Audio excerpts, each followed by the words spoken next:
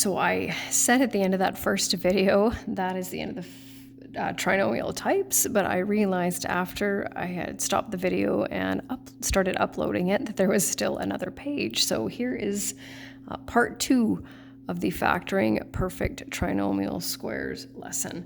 So this is just more of a distinguishing between the easy trinomial, difficult trinomial, or perfect trinomial squares, as part of this factoring process is identifying which types and being able to sort them.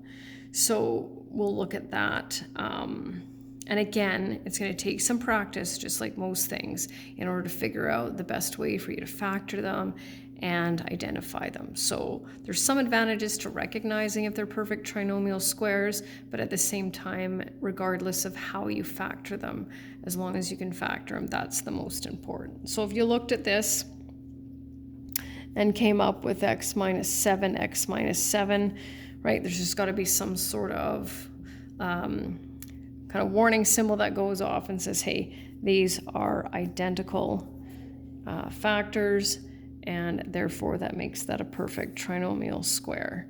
After this, okay, so it's like you can take the square root of this one, the square root of this one, multiply them, double them, and if you get to the linear term here in the middle, then you're going to work. I can tell that it's not, because square root of this one is 3m, square root of this one is 2.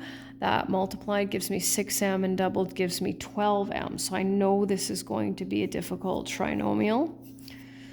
So I'm not sure. I'm going to give it a try here with 3m and 3m. I'm not sure if that's right because it could be 9m and 1.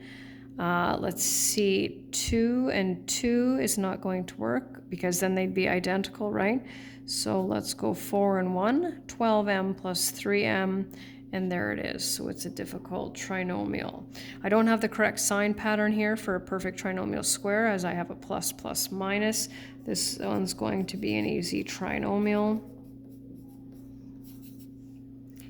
And moving on over here, I think for the most part, at least for the start, students tend to treat these as easy trinomials, n plus 12, n plus 3. This one, again, this one has the plus, plus, minus, not the right sign pattern. So I'm going to play around with, whoops, I meant to put a 1 there. I always put in what I know. You might be using decomposition here. So is it going to be 3 and 3? No, which means it has to be, let's see, 9w minus w means that is a dt. And this one, square root is 2y, square root is 9, 2y times 9 is 18, doubled, that will be a perfect trinomial square. And there we go. So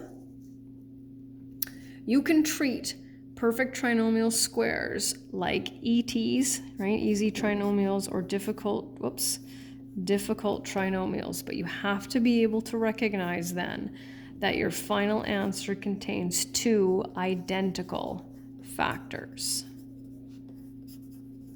And I know you can't quite see it all, but it is in the notes, 2 identical factors. So do not write ET and PTS or DT and PTS. It can only be one of the 3 trinomial types. So either easy trinomial or difficult trinomial or perfect trinomial square.